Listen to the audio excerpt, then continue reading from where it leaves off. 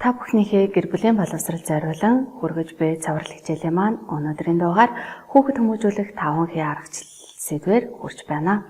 Хүн болгон хүүхдээ багш бүр шавьяа сайн хүн болоосай гэж хүсдэг. Учир нь хүүхэд бүр бидний ирээдүйн юм.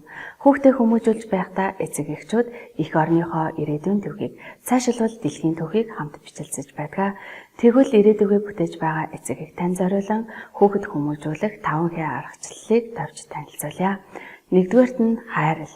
Хүүхдээ өөрийнхөө оронд тавьж үзэх, хүүхдээ чин сэтгэлээсээ мэдэрч ойлгох. Хоёрдугаарт нь халамжил. Хүүхдээ хүндэтгэн санал бодлыг нь сонсож чаддаг байх. Гуравдугаарт нь хамгаал.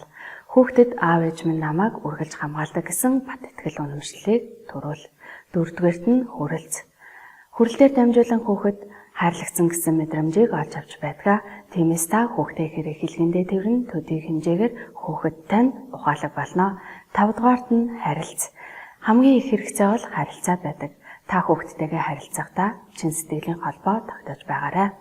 Хүүхдтэйгээ тоглож, ярилцаж, сонсож өнгөрөөсөн мөч бүхэн хайр байдаг.